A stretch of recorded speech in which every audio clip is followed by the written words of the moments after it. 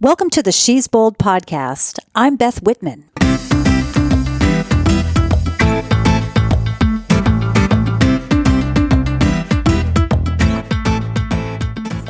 Hello and greetings from Morocco. Apologies if I sound a bit different this week. I am recording remotely and have a bit different setup than usual. I am currently in the village or city of Chefchaouen. It's the blue city. You might have seen photos of it, and it's located in the north of Morocco. And we're just a couple of days in on my tour of the country, and I am with a wonderful group of women. If you want to see some pretty beautiful photographs, you can friend me on Facebook or follow me on Instagram, where I'm Beth Whitwa. It's BETHWHITWA, and Wandergal, both of those on Instagram, and you can just see some amazing photos. This is a pretty special country. If you're interested in joining me in the future, I have several departure dates that are scheduled coming up. You can be on the waiting list for the fall of 2020 or early 2021. Both of those are sold out, but I do have a waiting list. Or I can let you know once I firm up dates for the fall of 2021. You can find tour information at wandertours.com. That's WANDER, wandertours.com, or send me a note at beth@shesboldpodcast.com. So, speaking of which, the She's Bold podcast. This is where I feature one-on-one conversations with inspirational women. And what I do is I highlight the bold things they are doing. If you like what you hear and you want to support this ad-free show, you can do so by going to patreon.com/bebold. Patreon supporters help me bring these conversations to you. It's your vote, and yes, every vote does matter. It's your vote that you want to hear more positive and inspirational stories from and about women, something I think that we are really lacking in our society these days. And you're helping me to do just that by becoming a supporter with a donation of just $5 a month. Come on, you spend more of that a day on a Starbucks coffee. As a patron, you'll get access to bonus audio content, have the ability to submit questions for me to ask guests, and ladies are invited to become part of a private Facebook group. So thank you to my Patreon supporters. I can't tell you how much it means to me. Today's guest is Susan Conrad. Susan is a kayaker and the author of Inside: One Woman's Journey Through the Inside Passage. The book, which released in 2019, chronicles her 1,200-mile journey that took her north to Alaska along the Inside Passage, and she paddled solo in an 18-foot kayak. In our conversation, we talk about the events in her life that came crashing down on her that brought her to the decision to paddle for 66 days alone in her kayak, and how now, 10 years later, she's going to push the reset button and venture off on a similar journey of the Inside Passage. Susan explains in fascinating detail about the logistics of putting together these trips, and we dive into how things have changed, not only for her, but with technology as she embarks on a new journey this summer. With that, please enjoy this conversation with Susan Conrad. So we were talking about dehydrating because you brought me this really lovely package of peaches, apples, and plums. You said some of them, and they're from Lummi Island, which is just adorable. I love Lummi Island. Yeah. It is the greatest place.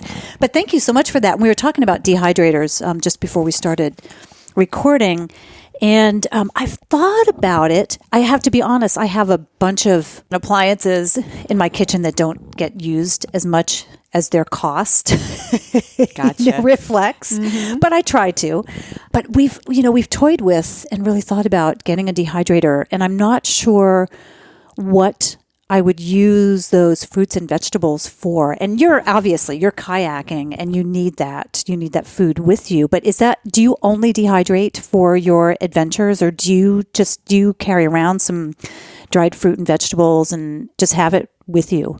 Predominantly just for my adventures. Like if I've got a trip coming up, I'll start, usually a month or two in advance, and I'll just start dehydrating fruits and vegetables and one-pot meals and different things like that. Some of my friends that are really into doing multi-day expeditions, they're much more organized about it. They'll dehydrate year round. So if they're just making dinner and they have leftovers, instead of putting it in the fridge, they'll just throw it on the dehydrator trays. And like what? Pretty much anything that you can make in your home kitchen will dehydrate quite nicely, like chilies, stews, any kind of one-pot meals are really awesome. You can dehydrate pasta. I mean, I've given these workshops called Dehydration Elation. Yeah, where? Presentations. Sign me up. Through the paddling clubs up, in Anacortes and Bellingham. And I've had people come to that, and, oftentimes it's women coming, but they'll drag their partners, the so-called kicking and screaming. And then the guys will come up to me afterwards or like a week later or whatever and just say, I got to tell you, I was really kind of dreading going to that talk that you gave, but it was the best thing ever. And now I'm just like dehydrating everything. My wife is afraid I'm going to dehydrate the cat, sort of thing. Yeah, you just got to experiment with it and be bold. Well, you know what? It's really fun. I actually, the funny thing is that I think I might have mentioned this to you. I'm doing these big races this year. Right. So the 4 deserts. And I have to, there are 250, sorry listeners, you have to hear this all the time from me talking about this. It's 250K across 4 different deserts. The first one is in Namibia, the Namib Desert in Namibia in April. And I have to carry my own pack. So it's self-supported. I'll probably have about a 25-pound pack or so. And I have to carry my own food for 7 days. Right. And so I've been testing out freeze-dried and dehydrated food to see what tastes good and then what my stomach can handle for that length of time. It never occurred to me that I could make my own. I don't know that I want to go down that path because it is time consuming. It can be a lot of work, but for me that's part of the adventure. Is just that if you have that luxury of time, is just the planning the meals and the dehydrating and the packaging and the packaging up for the trip. It would work for running. It's going to save a lot of weight, and some of the dehydrated products that you buy on the market, they can be laced with all kinds of preservatives, and who knows what they put in them. Well, the ones I'm looking at, I think are pretty straightforward. Like they're like minimal ingredients in them, like black beans, rice, and spices, that kind of thing. But like I said, literally, here's a little epiphany for me. I thought the dehydrators were just good. Like home dehydrators were only good for fruits and vegetables. Oh no! It never occurred to me that you could actually make your own meal. Oh yeah. Yeah, chili is one of my favorites, and I have this great slide in slideshow presentations that I give of all the ingredients that go into my kick butt chili recipe. And, you've got all the canned goods, the beans and the diced tomatoes and the meat, or if you're a vegetarian, it might be texturized vegetable protein and the peppers and the onions. And, it's like this huge pile of stuff. And you're like, who's going to carry that in a kayak or a backpack? But then I show this picture of it, going into the big pot, and I'm making these huge batches of chili, and then I lay it out onto the dehydrator trays. And you have to put what's called a leather on top of the screen tray so that obviously the wet stuff doesn't go through down to the bottom and cause this huge mess. And just dehydrate it. It takes about 10 to 12 hours, depending on how wet it is. And until, then I have the next slide, and I say until it pretty much resembles dog vomit. And it just, everybody starts cracking up because it doesn't look appetizing at all. But, when you've been on the water all day or whatever it is you're doing, and then you just rehydrate. It's super easy. Just add boiling water. Will you share your recipe with me? Oh yeah, okay, absolutely. Good. Maybe I'll provide that to our Patreon patrons, folks. There you go. Supporters of the show. That would be great. Oh my goodness. So I feel like have so much to talk about today, or at least I have so much to talk about to you, or so many questions for you that I'm pretty excited about. So what I would love to do is start with your Inside Passage journey that took place about 10 years ago, and just get a description from you of that. It was Anacortes to Juneau, and it was just about 1,200 miles, which is just crazy, 66 days. 1,148 according to my GPS. Oh my gosh, amazing. Talk about, if you would, how you came up with that idea. Let's just start with that. Like, what influenced you and what inspired you to make you think that that was something that you wanted to do? Yeah, sure. Well, rewinding back to 2009, I embarked on this first expedition in 2010, May 5th of 2010, Cinco de Mayo, had a nice ring to it. But backing up to 2009, my dad had died. It was a really painful death to advanced stages of Alzheimer's. Then a good friend had died, and my long-term relationship had fallen apart. So, I started sounding like this country western song. Everything was just, my life was just starting to really spin off kilter. And I was looking for a way to bring it back into balance. How aware were you that your world was kind of spinning off kilter?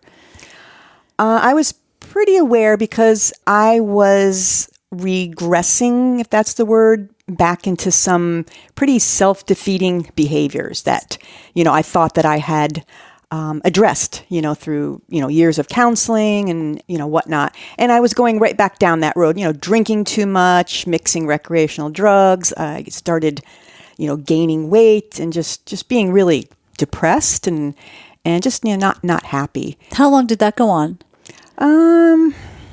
Fortunately, it was pretty short-lived. 8-9 months or so. And then what really was one of many catalysts for me was I was reading a book by a woman who, Jennifer Hahn is her name. She lives up in Bellingham. And she had written Spirited Waters. And it's a real tender read about her journey, solo journey, that took place over a couple of summers from Bellingham to Ketchikan. And I just remember I was just going through such a bad time, and I finished reading that book like in 2 days, and I just slammed the covers together, and I just defiantly proclaimed, I can do this too. I'm paddling to Alaska. And then I just set that intention, and it seemed like everything else fell into place. I also had a close friend. His name is Jim Chester, and if you read my book, he has a strong voice throughout the narrative. And he had kayaked the Inside Passage in 1992.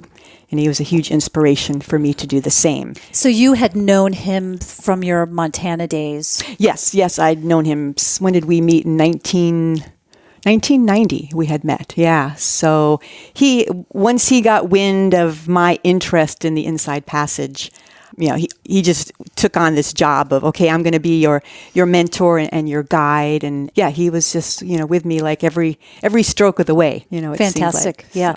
So when you opened that book, you finished it in 2 days and you shut it and you said, this is what I'm going to do. Did you immediately start peeling back those bad habits or peeling off those bad habits and saying, okay, I have a big goal now. I have to get my act together?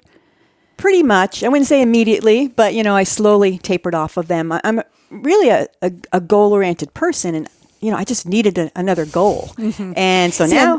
I'm very much like that. Yes. And so I can put myself in that place where it's like, okay, well, starting tomorrow, I'm on a new diet plan, a new drinking plan or non-drinking plan or new whatever it is, a new exercise plan. Yeah, I've got this new goal. And I think the first thing I did was I signed up for a triathlon. I'd never done a triathlon before, and it was a beginner's triathlon. This is in Montana, and so there was like a sprint triathlon. Yeah, or something, there's just one of the shorter ones? The first leg was kayak leg, and of course I'm the first woman out of the water in the kayak, and then you have to get on a mountain bike, and it's probably like a 8-mile, pretty gnarly mountain bike trail. And so little by little, people are passing me.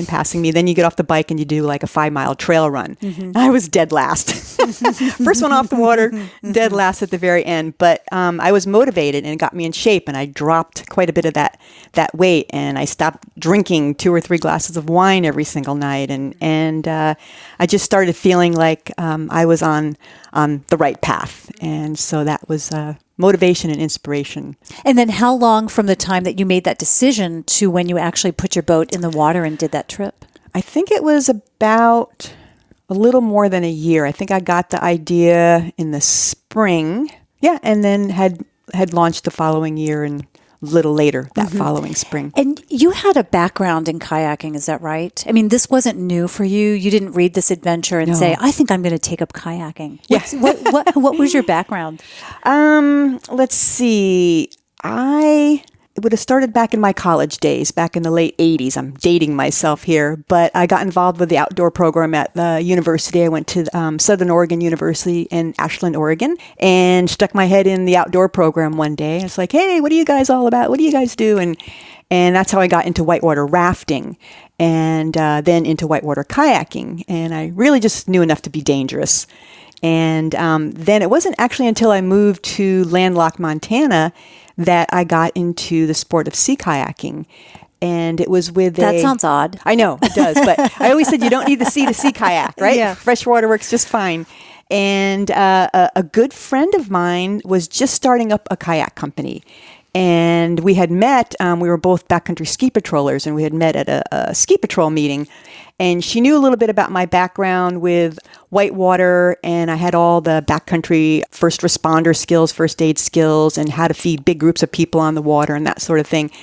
And she wanted me to be a guide for her and help her start this business. And I'm like, okay, but I don't know how to kayak. I don't know how to sea kayak. And she's like, I could teach you that, It's all the people skills that are really much more important. So she takes me and a couple other wannabes out onto Flathead Lake, which is the largest freshwater lake west of the Mississippi. It's about 30 miles long and 8 miles wide in its widest part. And we just have this little trip planned out and around an island and back. And it was dead calm. And I remember getting in this little skinny, I think it was like 20 inches wide, about 18 feet long. And it was pretty jiggly at first, pretty nervous and tight. And she's just coaching me, and we're paddling along. And pretty quick, I sense that I'm loosening my grip on the paddle, and my hips are a little bit looser. And I was like, wow, I like this. This is, I could get used to this, So what's the difference between sea kayaking and whitewater whitewater kayaking in terms of the boat itself? Huge difference. So whitewater kayaks are short, and they're often quite, stubby and wide, and typically they're made out of plastic. They're designed to careen down rivers and pivot real easy and bounce into rocks and over logs, and they roll real easy.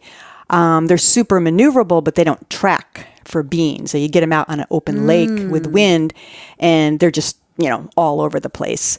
They're much easier to roll. They don't hold any cargo. You might have room. There's going to be flotation in the bow and the stern in case you come out of the boat. You don't want it to sink, but you barely have room for a throw bag and a first aid kit in the back. That's about it. And sea kayaks, they typically average between 18 and a half feet in length. They're often narrower though, so that they cut through the water nicer. Okay. But they have watertight compartments. So in the bow and the stern, mine actually has a third watertight hatch. It's like a little glove box right behind the cockpit, so I can access that easier. But they hold gear. And dehydrated food. And everything that you need to survive. And once I realized that, it's kind of like backpacking on the water, but without the heavy weight on your shoulders and the blisters on your feet. Instead, you have them on your hands.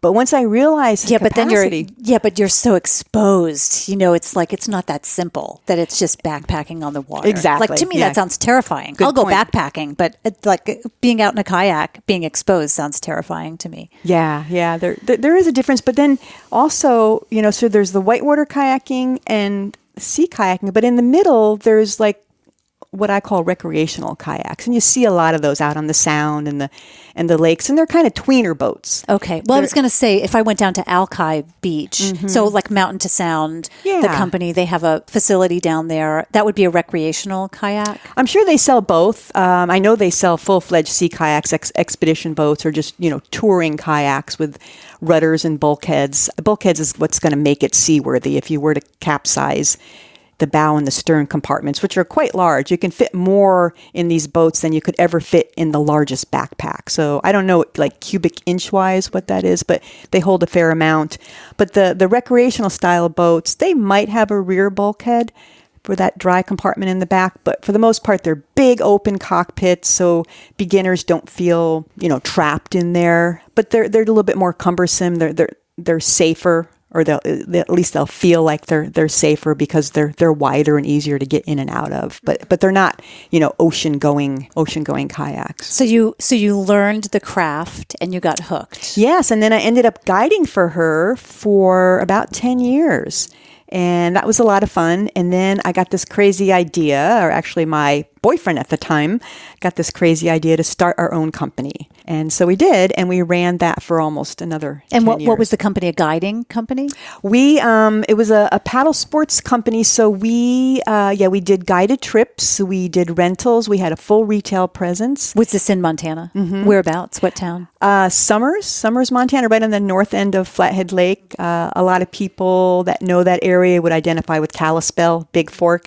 So we literally ran this out of a wheat field in the middle of nowhere. And we turned this huge garage into a retail shop. And people couldn't believe it. They'd drive down our driveway. We would open the door, open for business. Was it build it and they will come kind Exactly. of thing? Yep.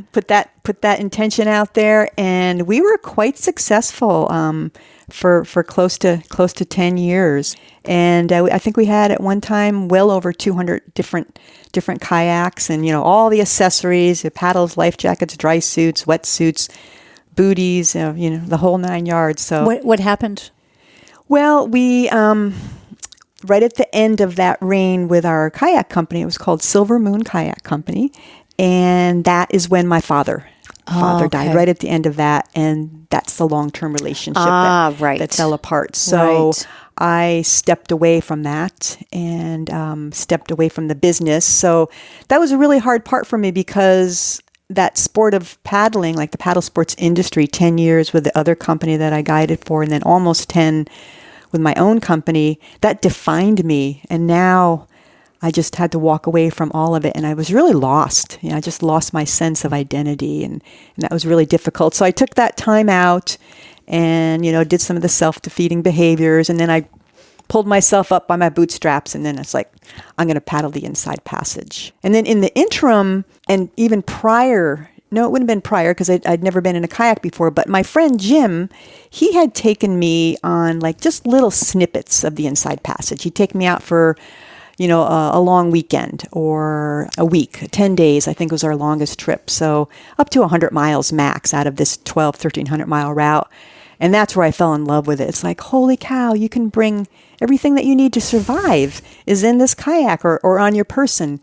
And just that day-to-day rhythm of traveling through a marine environment, it just so resonated with me, the simplicity of it it just felt so empowering and just gave me this clarity of mind. I just love being out there. Was it scary to go from Flathead, where you were doing quote unquote sea kayaking, to an actual sea? Yeah, well, my very first time on saltwater was actually pretty benign, and that was with Jim, and he took me down just south of here, the Nisqually Delta. It's the very southern reaches of the Puget Sound, which technically is, quote unquote, the beginning of the Inside Passage, the southernmost reach of it. And so that was, really protected, benign saltwater. So I was like, yeah, this is cool. I'm on saltwater. And then I started doing little trips out in the San Juans.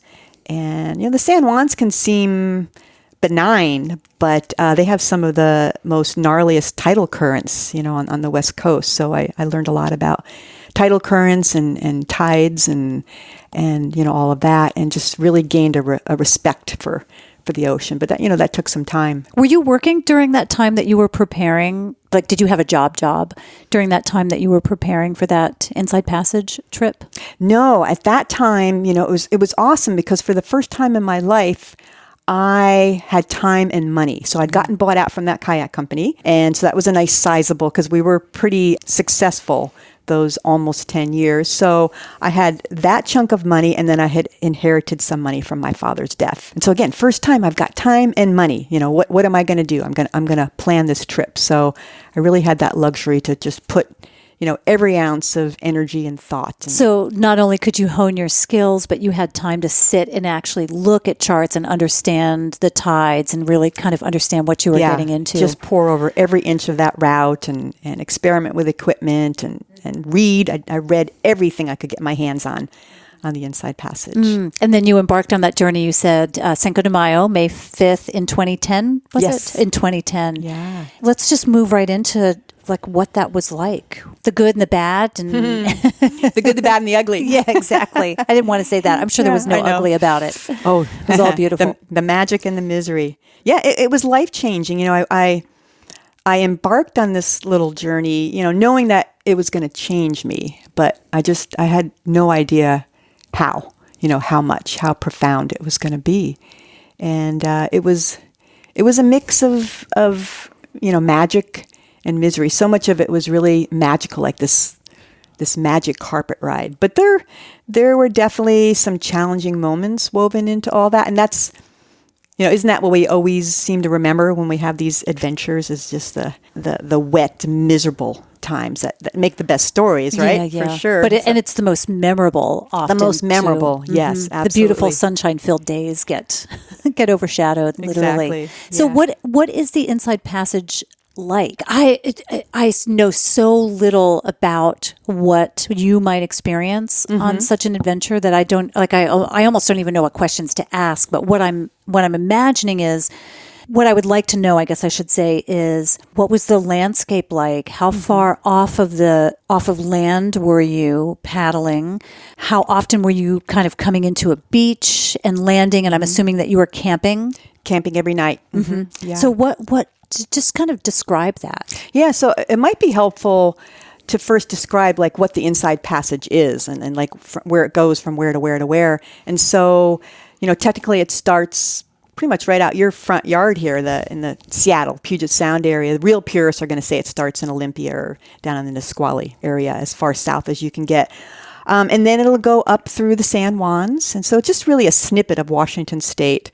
And then you're in British Columbia, you're crossing over into British Columbia and paddling pretty much the entire British Columbia coastline, at least in a linear fashion. And then you'll cross an area known as Dixon Entrance, which is this massive, kind of from a kayaker's perspective, a pretty foreboding body of water. It's where Hecate Strait and the Pacific Ocean collide. So it's just a big exposed chunk of water, and that loosely defines the Alaskan border. So now you're in Alaska, about 750 miles to get to the Alaskan border from Seattle, give or take. And then you're in the Panhandle. And from there, you're winding your way up through a fair number of islands, archipelagos, like the very northern end of Southeast Alaska. It's called the Alexander Archipelago. And just in that, I think it's about 300 miles in length, there's over 1,100 islands just in that archipelago. So just give you a sense of, there's 5 times that amount in the entire Inside Passage. And then you'll end, if you go all the way to where you literally run out of ocean in Skagway, Alaska. That's the finish line. You can't go any further. Some people will go a little further west and go to Glacier Bay.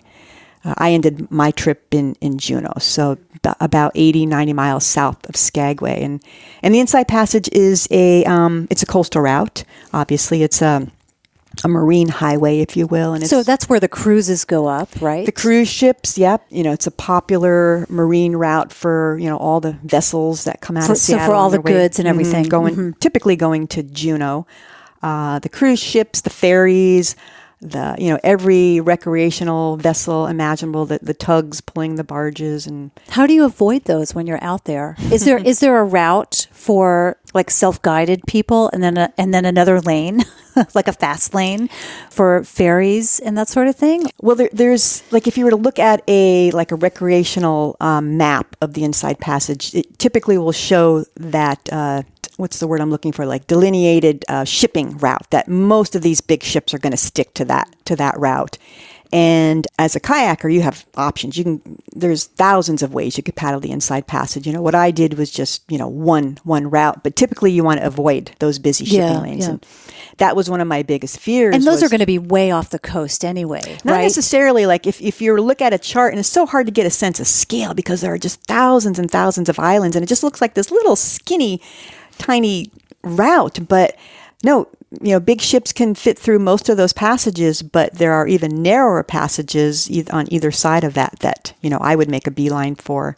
And my biggest fear was there were times when I had to cross those shipping lanes. And if you have cell service, which is extremely intermittent, especially the upper half of the route, there are apps that you can use, vessel finder apps, where you can see on your screen where these big ships are. Yeah, I was wondering about that. Yeah, and so sometimes there's blind crossings, and you can't see if there's a ship coming. And, I'm muddling along at 3 knots, and some of these big ships are averaging 20 to 22 knots. So, and you literally cannot see them coming. Is that right? Until it's almost too late. Yeah. You have to be really on top of things. You can call in, or you can monitor your VHF radio, because these big ships have to check in with vessel traffic services. So you can get pretty savvy at like knowing your position, and then knowing where these ships are coming from, and kind of doing the math and when their trajectory might line up with yours. And so making that decision whether to stay put or make a run for it. So how long are we talking that it would take you maybe to cross a shipping route? Are we talking 20 minutes, or are we talking a half a day? Like no. 20 minutes. They're fairly narrow. So, and they're marked typically, not out in the open ocean, of course, but there's a big green sign out there. Exactly. A big neon this sign. Way, go this way. Kayakers stay on this side. But there's buoys, navigational aids. So those ships know they have to stay, inside these. So some areas are wider than others, but, that's why you always have a chart on your deck or some sort of navigating software. And where those lanes are, and you can measure them quickly and do the math. I'm traveling at 3 knots. This is a, 1 mile crossing here. And okay, this is going to be 20 minutes of no dilly-dallying, just like get across. So it could be 20 minutes. Yeah. Okay. 20, 30 minutes would be max. And really, you can't see them 20 minutes away. It depends. It depends on, sometimes you can look both ways and you can see for miles, and you know that it's, you got a clear shot, but still you don't want to, that's not the place to like stop and have a snack and, take a picture or whatever. You gotta paddle with purpose for sure. Okay.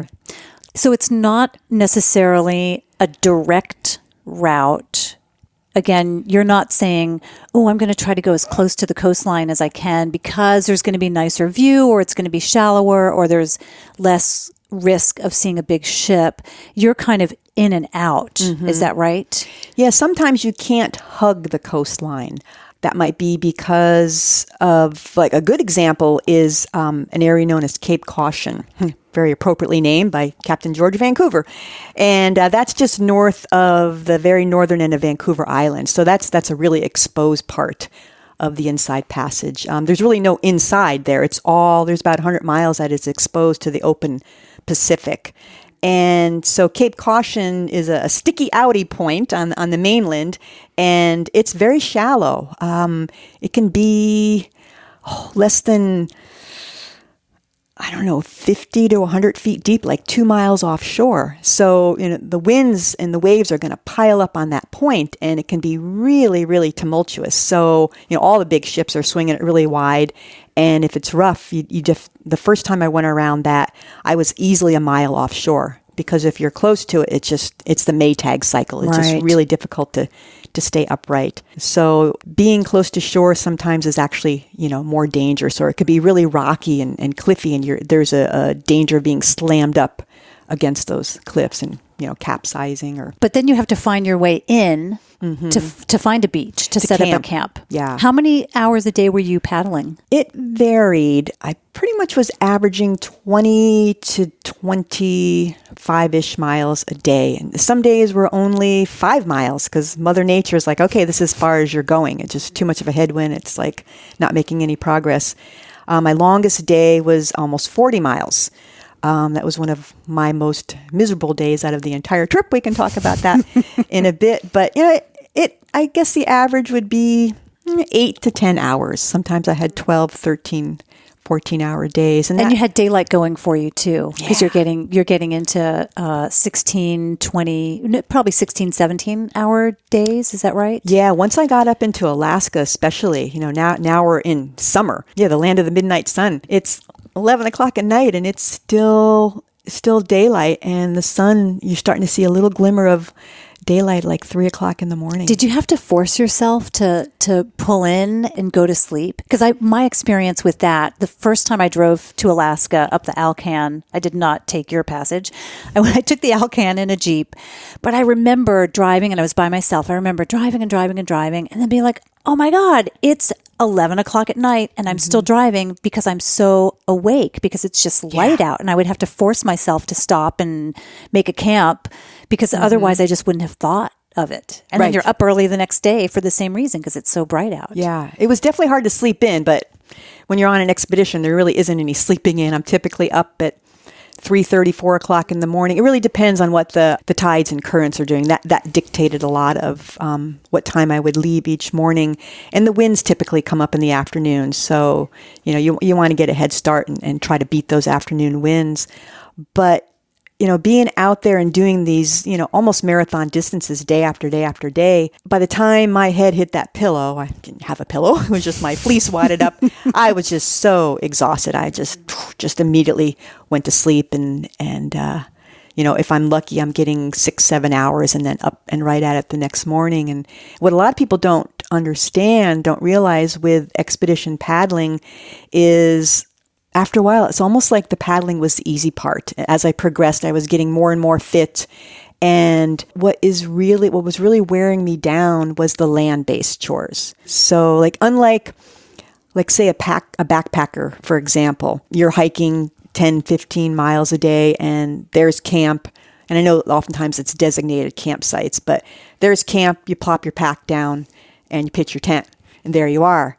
That's usually not the case with kayaking. From the minute my bow scrubs up on shore, I could have anywheres from an hour is like a really, really good day and an easy in, easy out campsite. But typically it's up to 2 hours until I'm done with all those land-based chores and ready to, just relax. So that is oftentimes the intertidal zone is huge, especially up in Alaska. So you've got minus tides up to like 24, 25 foot high tides. You said something about go back to the words you used before. You said the minus tides to 24. Did you say 24 foot high tides? Yeah. That intertidal zone. Yeah. So what do you mean by intertidal zone? So it's that sometimes rather unfriendly interface between land and sea. So, when the tide recedes, it's going out, it's going out, it's going out. And if it's a negative tide, it's just like what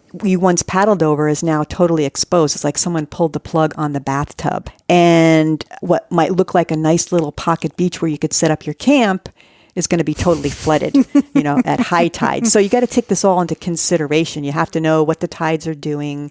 And I had a GPS that I rarely used it to stay found because I'm just an old-fashioned paper chart and compass kind of person. But I did use the GPS for that tidal data. And it would tell me almost to the minute when the highest of the high tides would come and how high it would be and if it was getting higher or lower each night. And so, you've got to deal with all that. You've got to look at the rack line, the debris that's brought up by the previous night's high tide and know if the tide is getting higher or lower. If it's getting higher, you better find a spot where you can put your tent up above that. And oftentimes there isn't a flat tent spot. So you got to hack that out. If it's raining, which it typically does, you're paddling through a rainforest, got to get the tarp up. You have to have a place to put your gear and get out of your wet clothes and that's your kitchen, that's your shelter, that's your living room, that's everything. So there's a lot to that, and then get some food in your belly and then settle down. And usually there's a lot of homework to do for the next day. You've got to figure out what's going on with the weather and the tides and the currents and the route and the mileage. And journaling, I kept a pretty extensive journal and writing down all that data and emotions and wildlife and all that. And so, that all takes time. and then you crash, you go to bed, and then you have to undo that all in the morning. It doesn't take you another 2 hours to do that, is it? It can. From the time I unzip my tent in the morning till I'm taking my first strokes is often an hour and a half to 2 hours. No kidding. So it's not a faster process, kind of putting it all back together. Sometimes the magical campsites are those real easy ones. And then there are a few of them where it's just, you just pull up and it's really benign. There's not a huge tidal difference. It's a nice sandy beach. There's not a bunch of logs and boulders to trip over. And you just, break camp, get everything in the boat. You might have a really quick breakfast. There's not this huge carry. And it's just easy. And But a few out of 65 is not much. Exactly. Yeah. You really treasure. Yeah. And that's the art to it. And, I had my whole route picked out, or my campsites on my route picked out.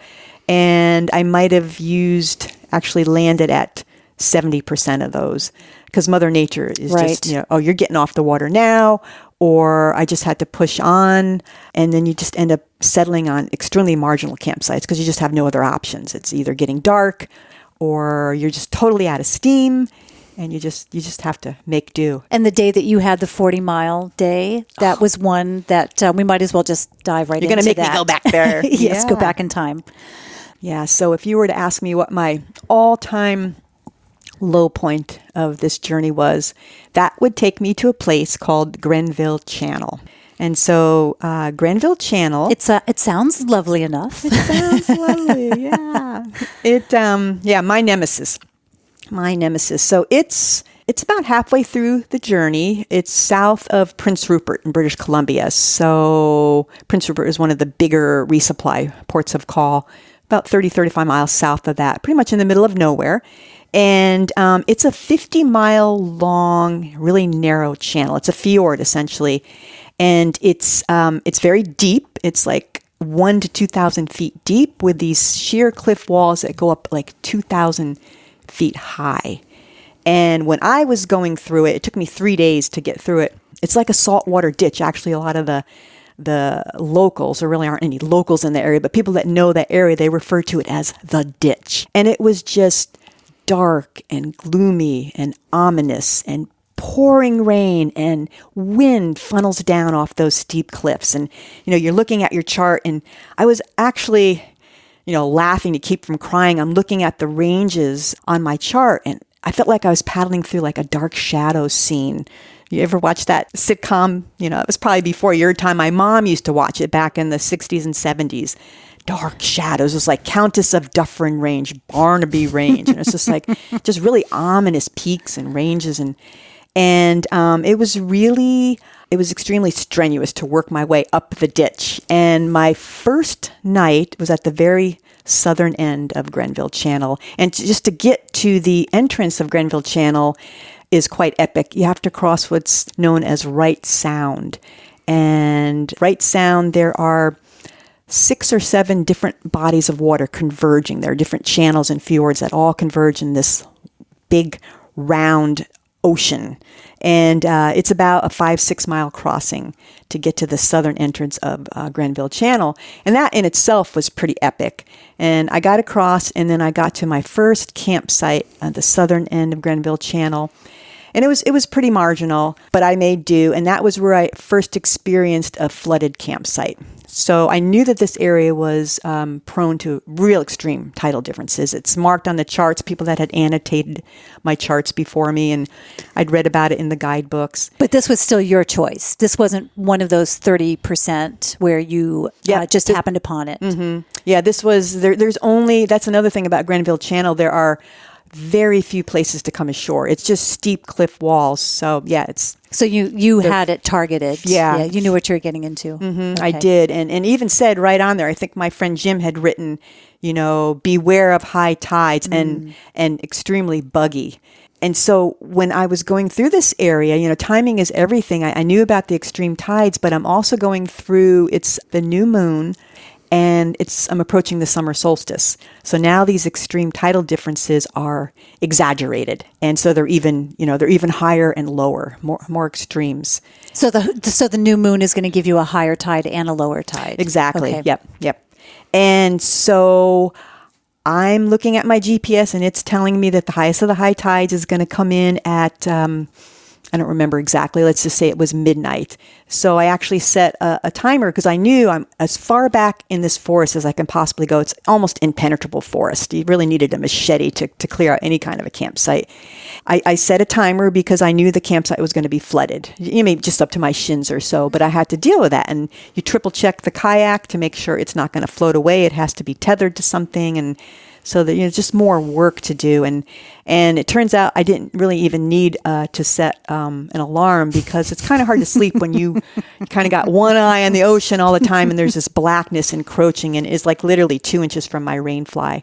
So, I get up and I have pretty much everything stowed in the kayak except for the critical things, and trying to keep my sleeping bag dry and hold the tent up, until, it gets done, pooling all the way in. You're talking maybe a half hour or so, and then it will creep back out and I can put everything back and get back in the tent and try to salvage the night and get some sleep.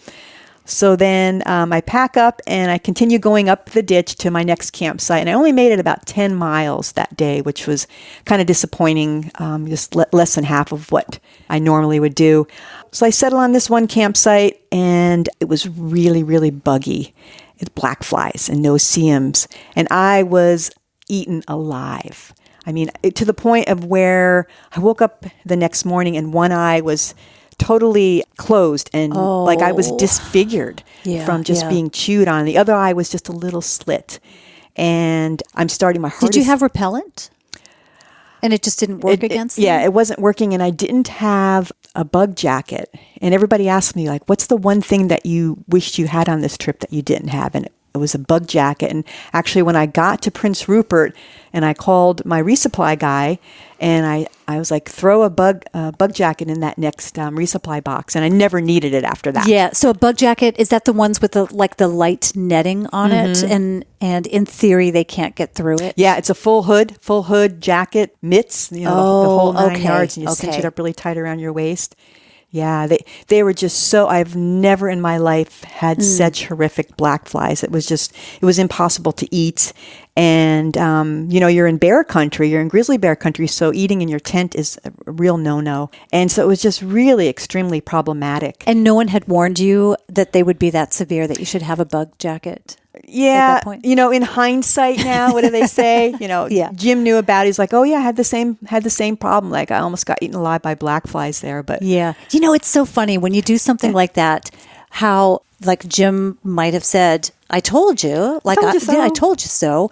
But unless somebody just sits down with you and says, this is what you're going to experience, and here is the thing that you need to prevent that, you don't realize the seriousness of it. It's so hard to imagine. I mean, that's what adventures are all about, right? Exactly. Like when you go travel, is that I always say this, like you can read a guidebook and you can look at a map and you can see that there's a cafe here, or you can see that there's a hotel or a restaurant, and you can look at the neighborhood. But until you're there, you don't get it. Like it's so different. And so it's that kind of thing. Timing is everything too. I know a few paddlers that have gone through there because it is the main thoroughfare for a lot of paddlers and ships.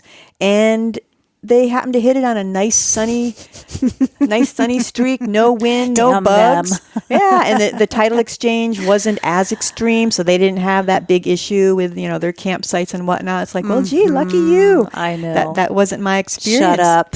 Like I don't want to hear it, right? So the next morning, I got out of there just as fast as I possibly could, and working my way up the ditch. And I had planned to only go about 20 miles that day. And that's the day I ended up doing 40, because I stopped at this one place that I thought it actually would have made a great campsite. But I start looking around and there are signs of bear everywhere.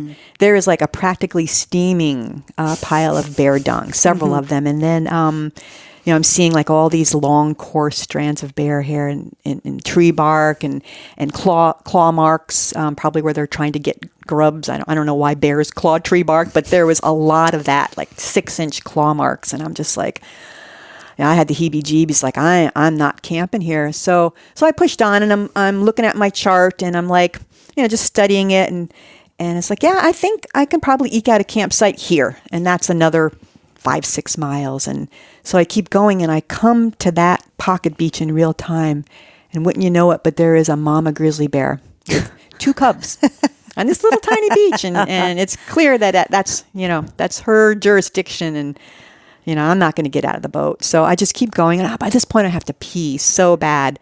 And I keep going and going. And it's the same kind of scenario. I'm looking at my chart. Okay, no problem. There's another beach up here, another 2 or 3 miles. And, time-wise, that's 3, I'm averaging about 3 miles an hour. And so that's another hour. And so I get to that beach, that potential beach, and it's the same flipping scenario. There's another husky mama bear there with 2 cubs. And this one had even more like aggressive, body language. I could hear her snort, and she sent the cubs scampering off into the woods. And she's just like looking at me like, what? Don't mess with me. Yeah.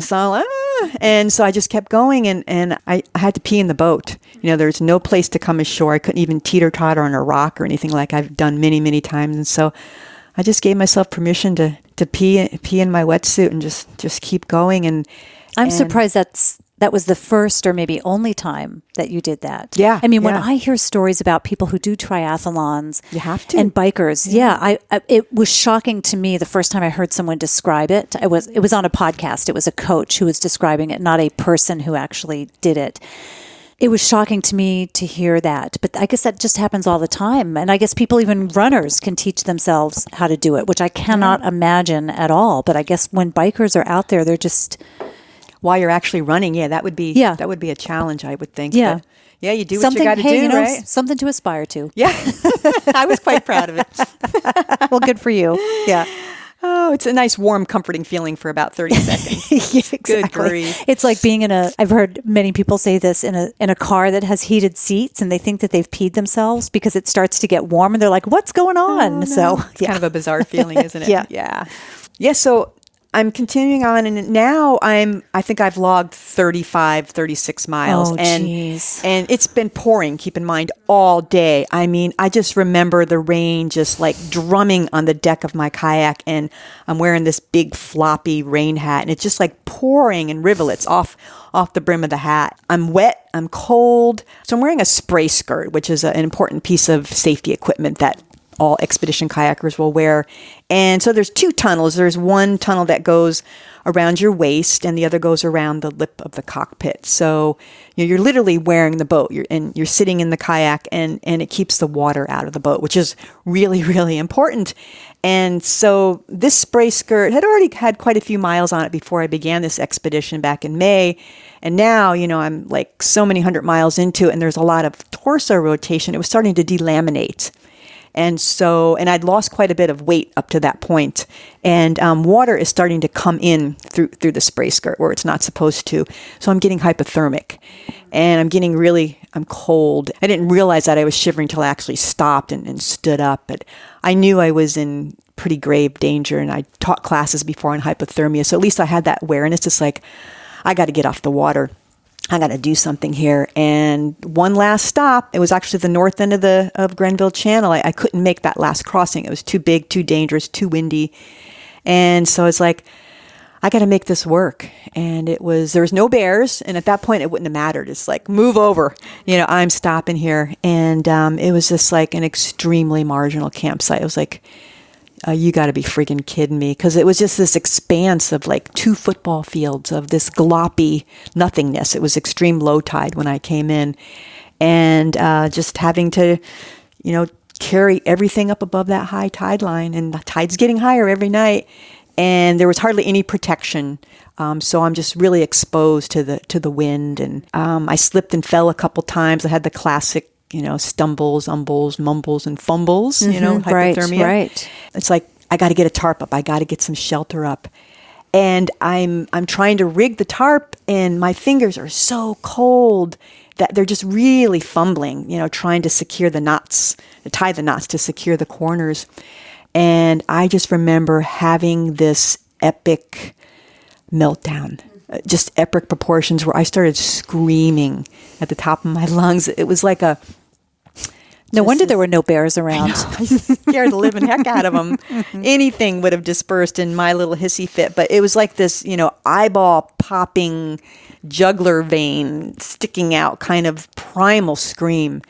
And you're more than halfway But you're still a long way from... Oh, I still got a long ways to go. And a long way from civilization. There was nobody who could help you. Well, there were ships. I hadn't seen one in quite a while, but I know that, ships go up that channel on their way to Prince Rupert, or is at the northern reaches of it. So there was another channel up there that intersected with, I can't think of the name of it by now. But no one to hear you scream.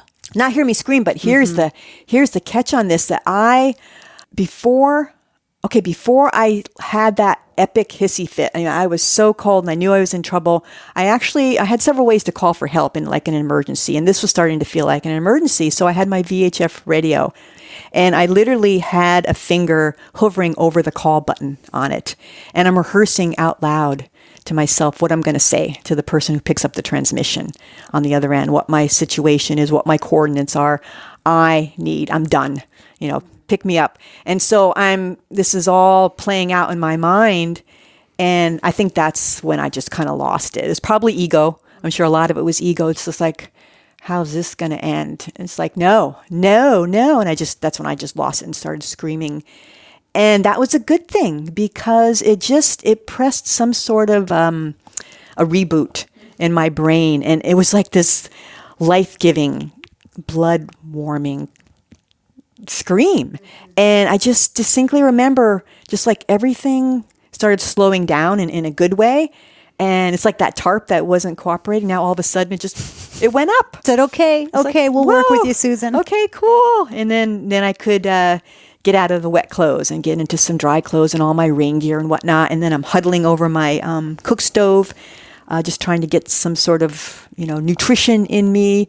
The tent's up by now. And then I just climbed into the tent and just laid there and just remember pulling my hat over my eyes and just like inhaling a couple of candy bars. And it's like, this is going to be over. You're going to be fine. This too shall pass. And I kept saying, my mantra was, you can do hard. You can do hard. And I did. I got through it. And it was just, it was miserable. And I got the hell out of there the next day. I thought I was going to be stranded there for a couple of days because it was so exposed. And if the winds had kept up, I wouldn't have been able to make that last crossing. Did you feel like that from there forward, it was easy-ish because you had been through such hell and you knew that you could live through that? I think so. Yeah. There was nothing. I had scary moments after that day, but nothing like that. So things did seem like, oh, it's a coast from here, after that for sure. Some really magical things happened after that. What was the most magical day? We heard about your most hellacious. The most magical day would probably, there were many of them, but the one that really comes to mind would be my very last campsite. And it wasn't magical because it was my last campsite, but so now I'm like 15 miles south of my final destination, south of Juneau, and the sun's finally come out. I'm kind of having mixed feelings about being done, but my body's wearing down, and it's like I'm pretty excited about the finish line. But I'm sitting there, and it's just like it couldn't be more of an idyllic campsite. There's no bears, no signs of bears anywhere. It was an easy in. The tidal exchange had just really calmed down by that point. I'm not in these steep walled fjords. It's pretty open and broad terrain. Beautiful sandy beach. I just pull the boat up, just a couple feet, no big deal. There's a little babbling brook. And I snapped this photo. One photo I took of this campsite, and it has gotten so much exposure. It's, on my website. Anytime my book's being promoted, people always pick that photo up and use it because it's like the quintessential Alaskan scene. And so I've got this olive green tent, and which had been my shelter for 66 days, and then my red kayak right in front of it. And behind that, there's this beautiful pink fireweed, Alaska's real ubiquitous flower. So there's just gobs of this pink wildflowers behind that scene, and behind that is the ocean, this channel, and then behind that is these snow-capped mountains. It's just absolutely beautiful. And so I'm sitting in the midst of the scene. This is my life. I'm in the middle of a postcard, and I'm journaling, and I'm writing about my last night. And that's when I had this epiphany. And I remember writing about how, like, wow, I've just about accomplished my goal. But, hey, this whole thing hasn't been about like accomplishing this goal of paddling the Inside Passage. It is about the process of paddling this coastline and just being open to everything that was placed in my path. And it's easy to say that on the last day. Yeah. But I'm rewinding all those things that had happened. Yeah. And just laughing and just like all those things that happened, all the magic, all the misery, all the lessons, they were all put in my path for a reason. And probably going to figure this all out later, but right now I'm very aware of the fact that they were probably to guide me toward healing and growth, because I'm still, reeling from a lot of things that had happened. And it was just such an epiphany for me. It was just such a release, like a letting go. And just like, wow.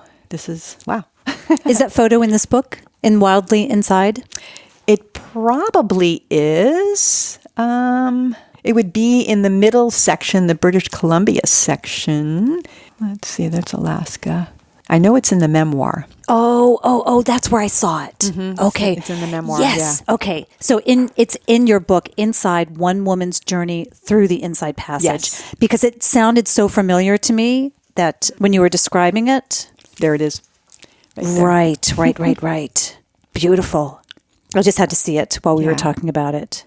Absolutely gorgeous. And then another magical moment was what ended up being the photo on the cover of the book. I never intended to write a book when I did this trip. I was just going on this adventure.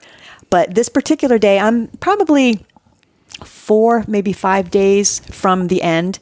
And I had just crossed this big shipping channel, and it's these long fjords that are coming down from these tidewater glaciers. That's why I'm seeing icebergs, floating through there. It's just beautiful.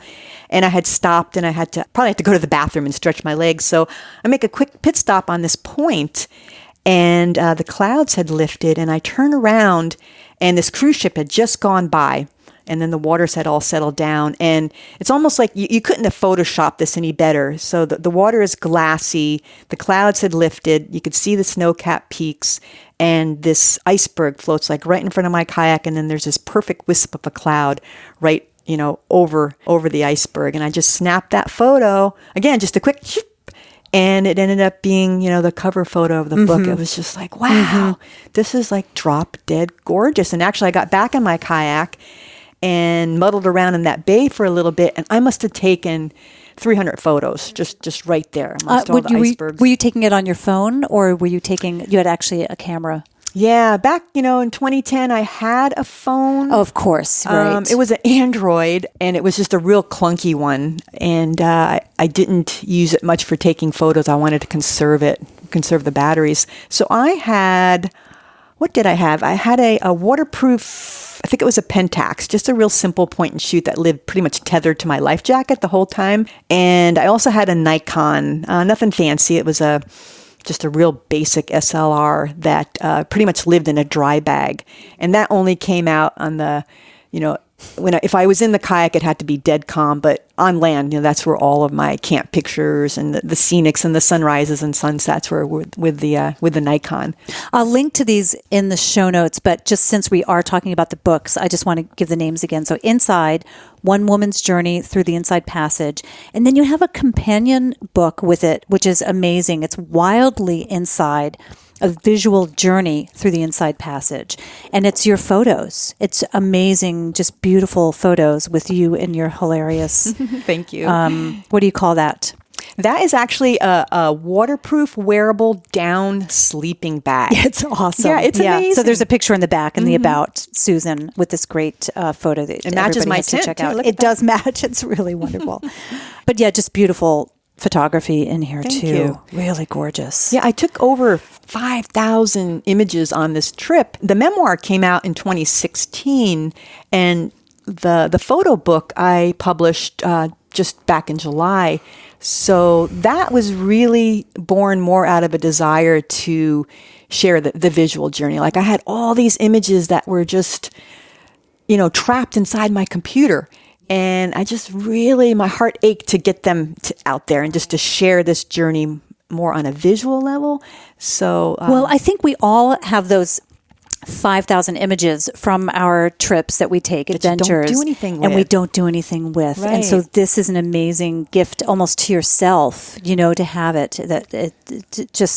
the fact Well, not only the fact that you've done this, that you've put this together, but these really are incredibly stunning photographs. And it's not just, I mean, there's a real art to this. It's Thank not you. just because it's a pretty place. They're stunning. Thank you very much. Really, really stunning. Yeah. So congratulations on both of those. Oh, you know what? There was a couple things that I wanted to talk about just logistically, briefly, before we move on, because I want to talk about what you've got coming up too. So you said you're old school. I'm not sure if that was the word that you used. That's the word. Old-fashioned. Old-fashioned. Okay. Yeah. So you're old-fashioned and you're using paper charts, right, to navigate. And it's not just one paper chart that you have. You have to have multiple ones. 33. Wow, because it's such a long distance and you can't possibly chart it all on one piece of paper because it would be the size of this house. Exactly. Is that right? Yes. Okay. So you have all these paper charts. Now, you have another big adventure coming up this summer. Yes. Will you be doing the same thing? Are you still going to do paper charts? Or because things have changed so much in the last 10 years, will you maybe put that on an iPad and just technology has grown so much in the last 10 years? Yes, Will you take yeah. advantage of that? Yeah, that is one of several things that's going to be different with my second expedition up the Inside Passage is, I'm still going to have the paper charts for sure, but I'm also I've got a new fancier GPS unit, and I have a friend turned me on to some software called Navionics, which I think a lot of the boaters, sailors, yachters, even some of the ships, the big ship captains will use Navionics. It's just an amazing piece of software for routing. It has tides and currents information on it. It's just... I'm just beginning to understand, the rudimentary features of it, but I can see definitely where it would be extremely helpful. And one thing that I really like about it is you can tap on the screen, like your location, and then tap to where you want to go, and it gives you a quick distance, quick measurement. And so I don't have to have, a string or whatever I'm doing on the chart, or just eyeballing it with my finger, or using the longitudinal lines on the side of the chart to estimate the distance. Much of that I'm working out in advance anyway. Which you want to be doing that in your campsite, not on the deck of your kayak. But, sometimes you have to have a plan B or C. So that's where the Navionics software would be really helpful. But So it's an app or is it an actual device? it's an app that you can run on iPad or on your phone. But, that's the other thing. It's going to eat up the batteries on your phone. Some of my friends who are real avid kayakers, they bring an iPad and they'll have it in a waterproof case, a clear case that they can have right on the deck. It's tethered and they can, tap it and access it. And we all have different types of charging devices that we'll use in the backcountry. Do you have solar panels? I'm not a big fan of solar because you need sun to recharge it. And you're in the Pacific Northwest. Yeah. And the further north you get, up into these dense rainforests, sometimes it could be really problematic. So you don't want to rely on that. yeah, I actually, before my 2010 trip, of course, the technology is better now, but I ended up sending them back before the trip started. I was experimenting with different solar panels and I was not impressed. And so I'm still experimenting, but I've got some different chargers that are pretty amazing. And they're like no bigger than a deck of cards. And they'll give like all my USB devices. So my VHF radio, my tracking, I use a Garmin InReach tracking device, and my phone. And there's something else in that mix. I can't remember what. But it'll give all those items, all those devices, at least 1 or 2 boosts until I can get to my next resupply port of call. And that's something that's also worth mentioning here is, you can only fit maybe up to 2 weeks max worth of particularly food in these kayaks, and you have to resupply along the way. Okay, so it's not just your resupply isn't just somebody's dropping off a box for you to go pick up along the beach. You can actually go into a town and you have electricity. Okay. Do you still camp, or do you like stay in a little I'll splurge. bed and breakfast? Yeah, I'll usually splurge, and if there's a hostel That's usually my go-to because they're really cheap and you can oftentimes get a private room. I did a few hostels and these resupply ports of call, or I'll just splurge and get a hotel or whatever is available because that's really critical. I usually stay in these resupply towns for 2 days. Okay. After that whole Grenville Channel incident, I got to Prince Rupert 3 solid days. I crashed there, but 2 days, and that's my opportunity to sleep and eat, and that's pretty much all I do is sleep and eat. So laundry. do you kind of fatten up then and put those calories on? Eat my way through town, I would always joke. Yeah. Because you said that you had lost weight and you were taking in water because of that. It sounded like. Yeah. Because the skirt my wasn't my waist was fitting. getting smaller, but the skirt is adjustable, but it was more because it was becoming delaminated. So the fabric was coming apart and it was letting water in. But yeah, so like those 33 charts that I had for the entire route, that's a sizable stack. So I had those all split up. Oh, okay. That makes more sense then. Yeah. Because I wondered, well, gosh, wouldn't you just want like an iPad or something that would be a lot easier than having compact? Yeah. Yeah. So that's a huge part of the logistics. So I had 6 resupply ports of call, 4 of them in British Columbia, all conveniently spaced, maybe anywhere from 8 to 12 days apart. And again, that's about the max amount of time you can go. When you go on these multi-day trips in a kayak, you're pretty much bringing the same thing, whether you're going for 3 days or 30 days, except for the food and the water. And that's what takes up so much space. So I had this all prearranged, and that's what I'm up against right now, is trying to figure out the distance between each port of call and how long it's going to take me to paddle that distance. And I have to pad it with weather days or illness or injury or whatever. And then I have a person back home that is following me on my tracking device, and then they know when to mail those packages. And, Canada is a wild card because it could get hung up in customs. And so this is all really critical because if that box isn't there waiting for me at the post office when I paddle into these towns, I'm kind of SOL. Could you just drive up to Vancouver and ship them to yourself and then not have to worry about customs? You could actually. That's the way that it had played out in 2010. My dear friend Becky, who you'll read about in the book, what did she do? I took off from Anacortes, and so my next stop is Powell River, and she drove that box across the border because Bellingham is just hop, skip, and a jump. Sure. Drove that across the border, actually the next 2, and mailed them from there, so they didn't get hung up in customs. So yeah, if you really plot and plan ahead, you can do that for sure. And then my friend Jim was following me and mailed the ones that had to go, to Alaska. And he understood how critical it was that these, show up in time because he actually had a box that... So you can't do them in advance? Like you couldn't do them a month in advance? No, because they'll only hold mail for... Oh, okay. What is it? I think the regulations have changed. That's another thing I have to do. For the first trip, I personally called the postmaster at each of those resupply points, and they're used to kayakers coming through. This is starting to be quite commonplace now, and just telling them who I was, what I was planning on doing, and when I might be coming through. Back then, I think it was 30 days. Now I think it's 2 weeks is the maximum they'll hold it for, and then they'll ship it back. Oh no, that would be just a tragedy if you got there and they shipped it back. Because all my charts, and they're usually everything is annotated, and then the food, which I spent all this time, dehydrating and compiling. That's pretty much it. That's all that's in those boxes, for the most part, is food and charts, and then I will send back what I don't really need anymore, which again is probably just charts, a few little odds and ends. Yeah, so there's quite a process to the logistical component. This is so fascinating. So interesting. So what's your next journey? What are you doing? When are you leaving? Can I come? Countdown. Yeah. Let's see. I am planning a second Inside Passage trip, and my launch date is coming up pretty quick here, less than 4 months out, May 16th.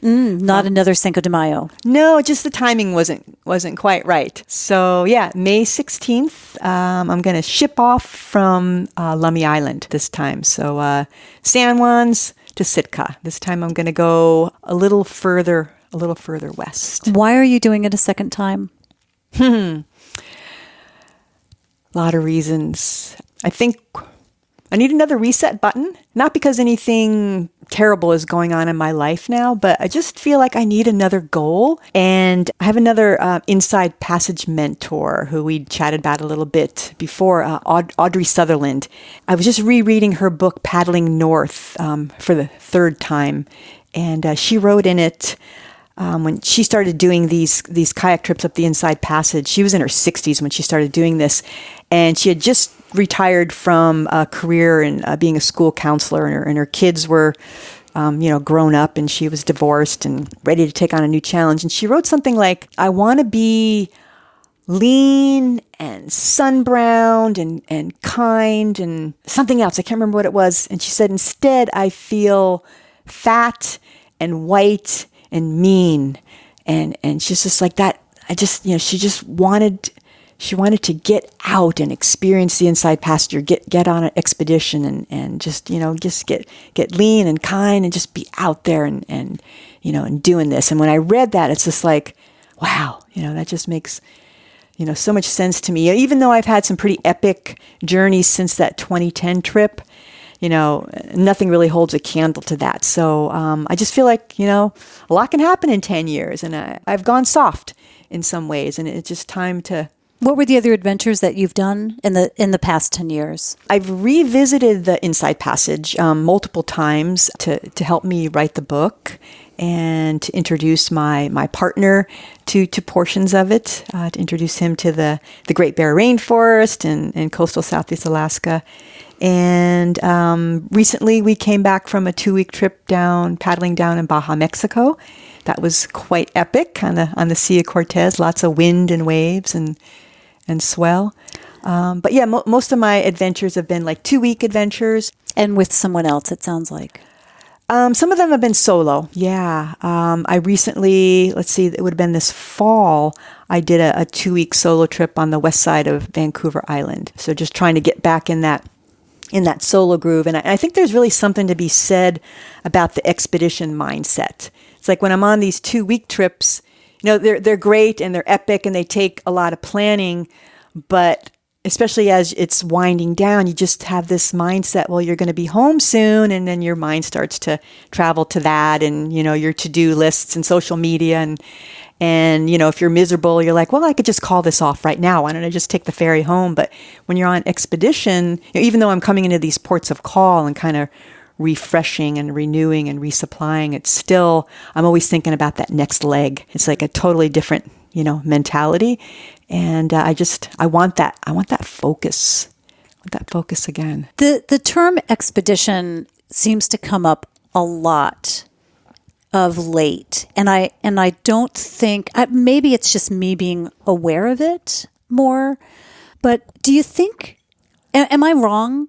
Do you think that it's something that more people are doing, or do you think that maybe it's just my awareness of it? Like, do you think that this has been something that you would have, did you use that term 10 years ago, that you were on an expedition? I think I did.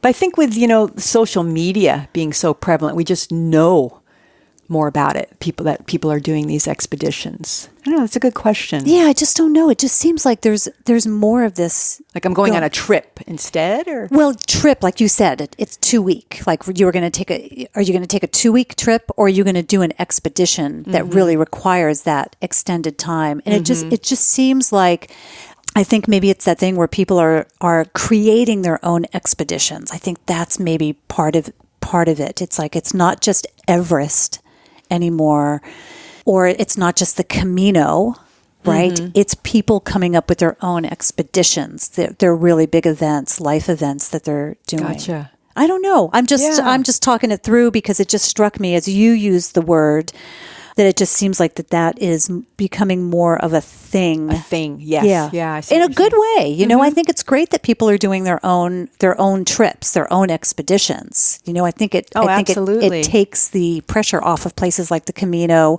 or the PCT or the Appalachian Trail. People are coming up with their own events. Yeah. Interesting. You mentioned the PCT. I'm not a big hiker, but I don't know what the exact numbers are, but tens of thousands of people will throng the Pacific Crest Trail every year, right? And so in comparison, Again, I don't know the exact numbers, but I know it's less than 30, maybe Did you 40. see anyone along the way? I meant to ask you that. Very few other paddlers. I saw on the southern part of the BC coastline some other paddlers that were out, clearly just recreational, like for a day trip. And then I saw going around Cape Caution, where I was swinging it really wide. Even further out was a couple in a tandem going the opposite way. And we just kind of waved and yelled at each other. And then it was way up in Alaska, and I saw a huge troop of canoes. I think it was like a Boy Scout outing or something. And there was a bunch of islands, choices to make to continue going north. And I went the opposite. I just wanted to avoid them. And I was just like so panicked that I was going to have to share a campsite. Oh, yeah. Because it was all about the solitude for me. And that was it. When I would come into the post offices and get my resupply boxes, on several occasions, the postmaster would say, "Oh, yeah, I just another group just picked theirs up. They're just a couple days ahead of you." And I thought that I might catch up with them, but I never did. You like the solitude? I do. The solitude was at the heart of my journey. And I think that's why I took to kayaking so quickly, is like I immediately recognized its potential for solitude and ability just to get out there. Do you have siblings? I don't. I mean, that's kind of a complicated answer. I'll give you the Reader's Digest version. So I come from an extremely dysfunctional background, childhood. And so my biological mother was 16 when she had me, and she already had another child. And so, teenage mom, and then she had 2 more kids. Was this upstate New York? This is upstate New York, yeah. And so she was just overwhelmed. And my father, they were never married, as I understand it, but he was the father of all 4 children. He was an out-and-out drunk. And I think Also a teenager or a little bit older? a few years older, not by much. He might have been 20 at the most, I think. And I know she was 16 when she had me. So there was a lot of abuse going on. And I don't know exactly what happened, but someone must have called child services. And next thing I knew, we were all being taken away and put into foster homes. I was 3.5 when that happened. Were you split up? Yeah, we were all split up and adopted into our respective new homes. So my adoptive parents, even though I have some fond memories, there was a lot of physical and sexual abuse in that family as well. And Were there siblings in that? Other adopted Yes. kids? No, my parents had a son, a biological son. He was almost 10 years older than me, and he died from a drug overdose. Oh, my when goodness. I would have been 19 at the time.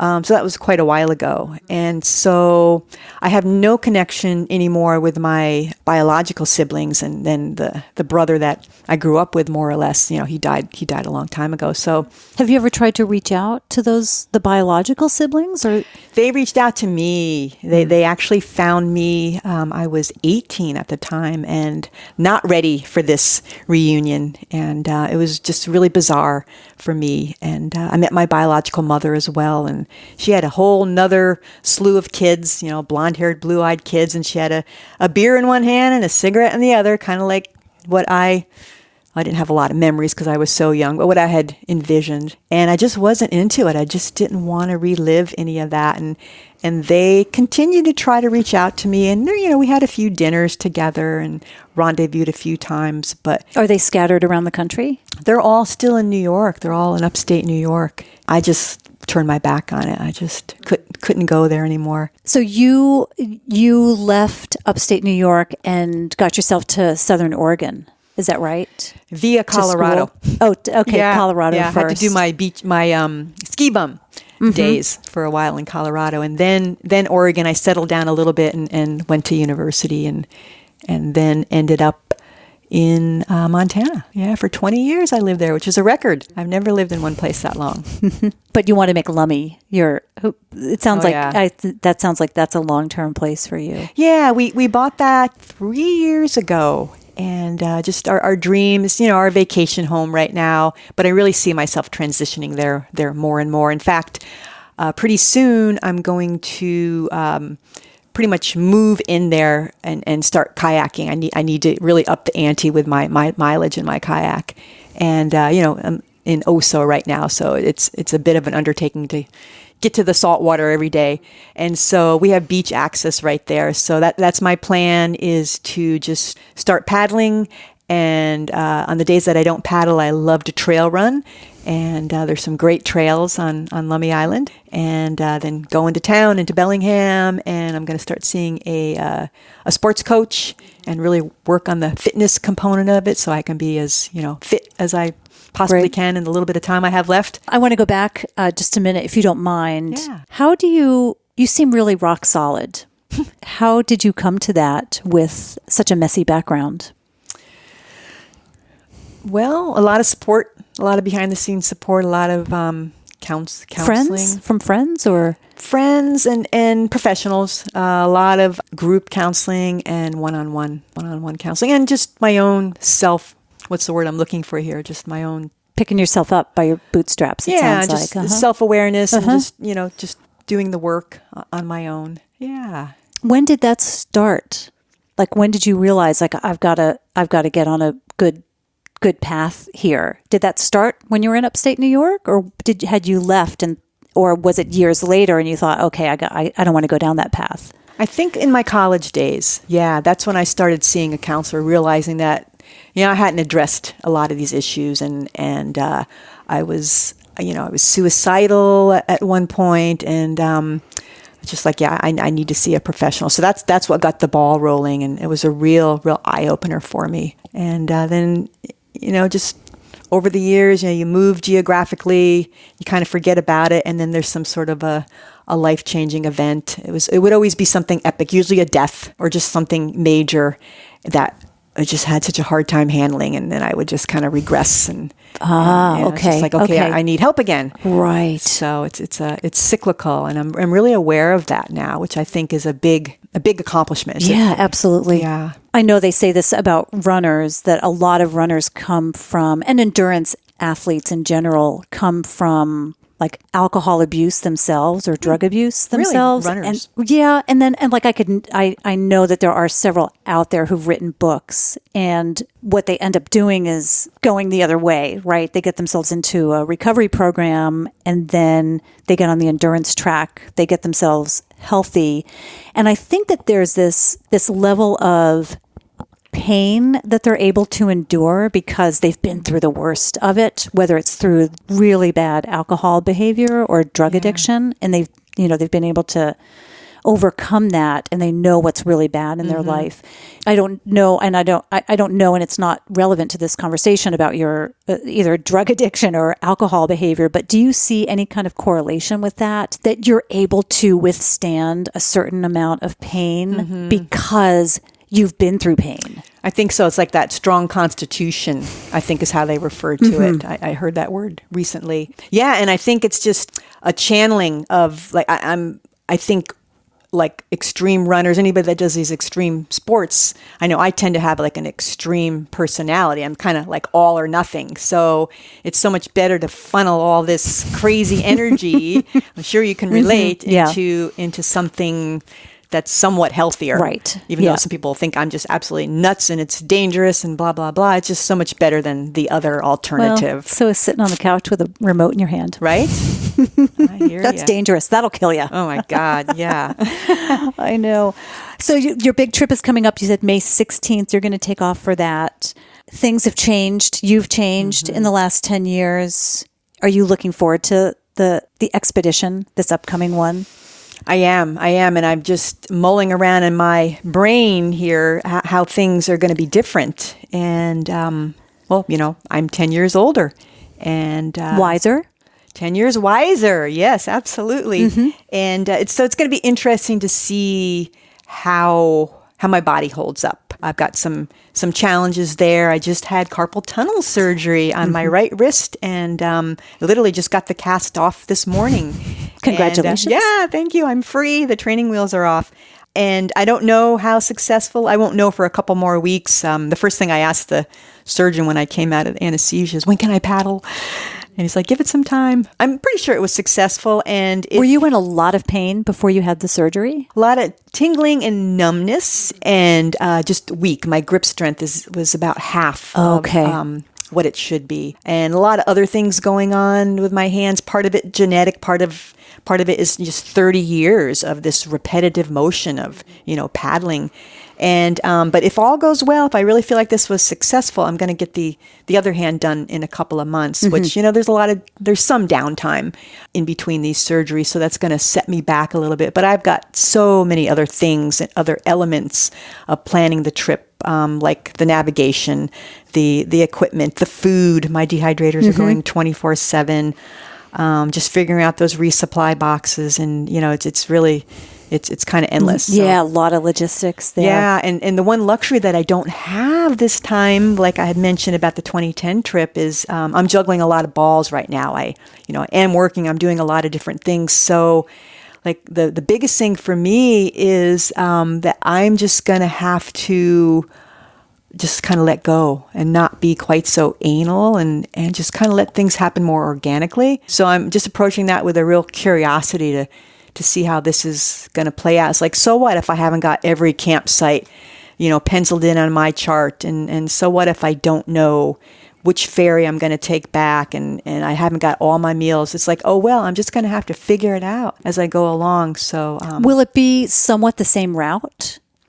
Nope. The first third of it will be very similar with a few exceptions to what I did last time. And then I'm calling this my solo sandwich because I'm going to start off by myself and I'm going to paddle. It's going to take me about 5 to 6 weeks to get to this First Nations community in British Columbia called Bella Bella. And the BC ferries come in there. And so my partner, Ben, is going to meet me there. He's going to drive to Port Hardy on Vancouver Island, and then from there leave the vehicle and wheel the kayak on and go on as a foot passenger to Bella Bella, all the way up to Bella Bella. And we're trying to sync this so that we arrive at the same time, take a day or two to do last minute logistics, and from there we're going to go on the outside of the Inside Passage. Oh, interesting. Yeah. So it has its own set of challenges. So that ditch, that Grenville Channel, that 50 miles, that was on the east side of Princess Royal Island. So that's, I think it's the 4th largest island in British Columbia. It's huge. And we're going to be on the outside of that. So we're going to avoid the ditch. But now we're dealing with open water. And so rougher conditions, potentially surf landings, that sort of thing. And it's a longer route. So instead of the straight shot, we're going out and around. And it's an area that I've never been to. Neither has he. Some of my friends have paddled there. I've read reports, and it's just outstandingly beautiful. White sandy beaches, wolves, lots of huge wolf population out there. Whale sightings, almost guaranteed. And just drop dead gorgeous. Or your money back. Right? So, yeah, looking forward to that. And then I think we're going to be together close to 2.5 to 3 weeks to paddle into Prince Rupert. And from there, Ben will take the ferry back home.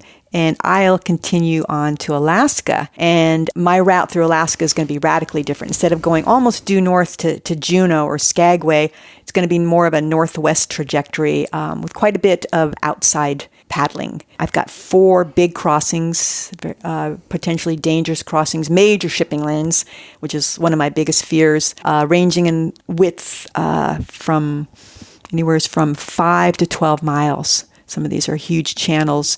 And Sitka is on the west side of Baranof Island, which is totally Pacific facing. So I have to go. My last big crux move is through an area appropriately named, I'm assuming, Peril Strait, and get through Peril Strait. Then it's quite exposed until I come down into the community of Sitka. So on that last leg, I'm still working through the logistics on that. I think that's going to take me another month. So. And then additional navigational gear or any other technology that you'll be using on this trip? Yeah, I'm going to go a little more high-tech this time. I don't think I'll have a tablet with me, but I've got the latest, greatest iPhone and all the charging banks, so I'll probably be using that Navionics app a little bit more.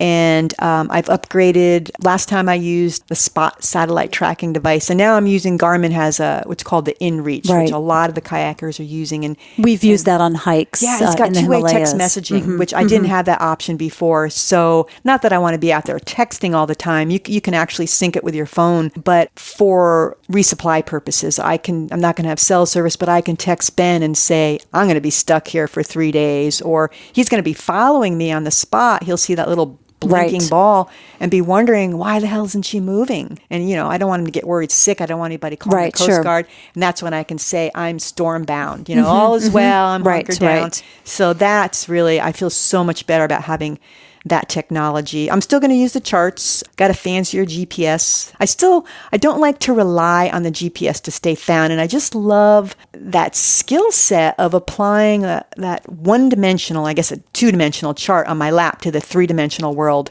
in front of me.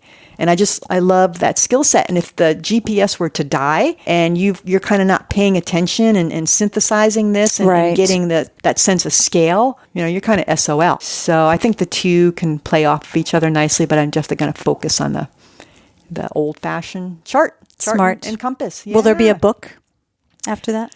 Well, probably. Yeah, good. Like I said, I never intended to write a book this first time around, but this time I'm kind of going in with that mindset, and I'm going to keep a verbal journal. I mean, I'll still write things down, but I'm really keen on recording my uncensored emotions in that voice memo app and seeing how that plays out. Was there anything else you wanted to cover today? Let's see. A couple other things that'll be different this time around. Like, so many people ask me, like, what would you have done differently? And so now I get to live that answer. And what I would have done differently is to go slower, and stop and smell the barnacles along the way, sort of thing. Like, people that were following me on my tracking device the first time, they're just like, and it's not like I broke any records. I was out to break any records, but I did it in 66 days, and most people take like up to 90. I was just on a mission, Right. and it was just a different mindset. It's not really a sightseeing trip, so to speak. But this time, I really do. I want to just make an effort to stay in a campsite, not because I have to, but because I want to, and just slow down. Yeah, I was wondering if that meant slower paddling or just an extra day at a campsite Probably or a little bit resupply of place. Both. I think just I'm not going to be doing those distances that I did last time, or maybe I'll work up to it, but just they're going to be shorter days. Just try to go a little bit easier on my body, especially my hands, and just kind of relax into the experience and just not be so goal oriented, just so driven. Just be a little bit kinder to myself. And I hope to spend some more time with the First Nations communities. Oh, nice. There's quite a few along the way. I mean, these people have stewarded this land for thousands of years, and I pretty much just blasted by most of them last time. And so I want to make sure that I stop and engage with some of those communities. And I also want to spend a little bit more time exploring the Great Bear Rainforest, that's a really globally important ecosystem that it extends from the northern end of Vancouver Island all the way to the Alaskan border. So it's like 27,000 square miles. It's a huge component of the Inside Passage. And it's an area that's under continuous threat from things like fish farms, poaching, like trophy hunting, which is so sad. What are they trophy hunting? Grizzly bears, predominantly. I mean, there's been a ban on hunting bears, but they're still in there, poaching them. Oil tankers, logging, all these things. And so I didn't even know about this until after I had completed the 2010 trip. I didn't even know that it was called the Great Bear Rainforest. I was just paddling, British Columbia's coastline, but I ended up hooking up with an organization called Pacific Wild. And so they're a nonprofit conservation organization based on Denny Island, which is about halfway up the BC coast. So Karen and Ian McAllister are the co-founders of this organization, and they were recently named by Time magazine as the environmental leaders of the 21st century for their work all this work that they've done, dedicating their lives to protecting this ecosystem. And I've also found out after the fact that this is one of the most biologically diverse areas on the planet, and less than 5% of it is protected.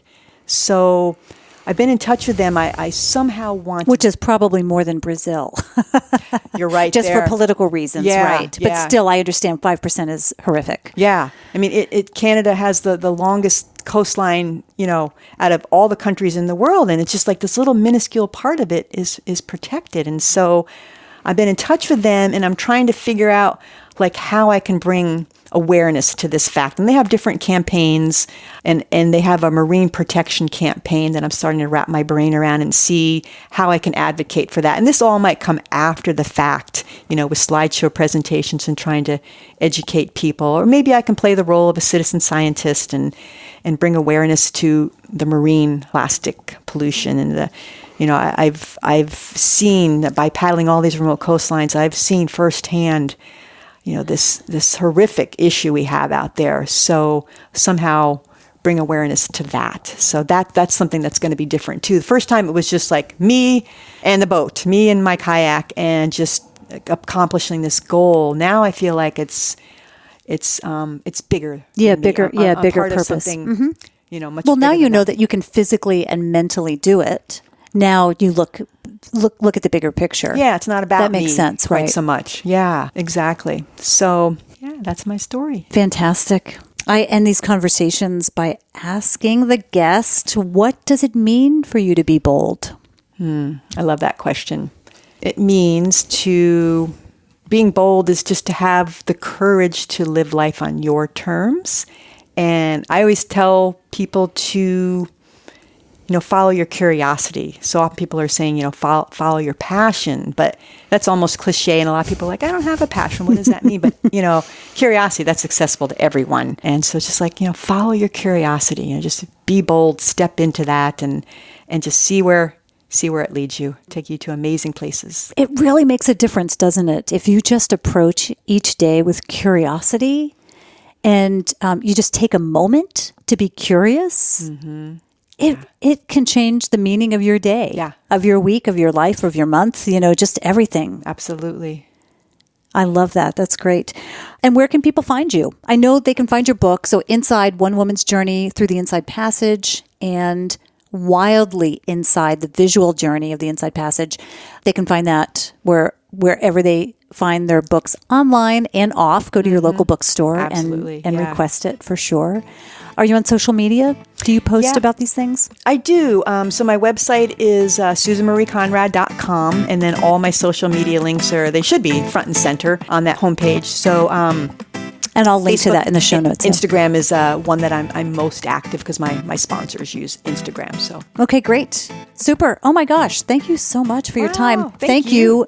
You know what? I'm so excited. Like your dehydrated treats couldn't have come at a better time because John is fasting. So I get these all to myself. Yay! Just curious, how long would these last in this little sandwich bag? The shelf life on those is at least a year. And I just did those like a few months ago. Oh, really? And if you wanted to last longer, just throw them in the freezer or into a glass mason jar, something that's like super airtight. That's way better than plastic bag. Well, I'm gonna eat them while John's on his fast. So there you go. You're not going to go to waste. Yeah. Thanks again so much. I really appreciate your time. My pleasure. I am always really intrigued to hear from these women who are taking on these big adventures. These are expeditions that I have so little knowledge about that I find them so fascinating. I mean, to me, it seems really daunting to pack up a kayak and just take off for a couple of months to sail the seas.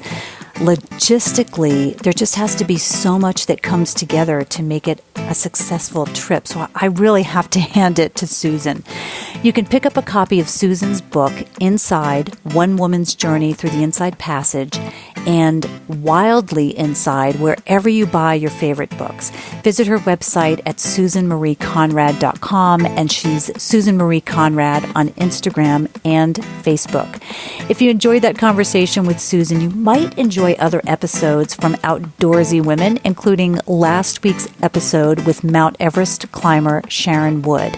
And if you want to hear from other women who spend most of their time on the water, check out ocean rower Leah Ditton. That's episode number 80. Leah is planning on becoming the first person to row across the Pacific from Japan to San Francisco, and that's going to happen next year. We talked about that preparation in episode 80.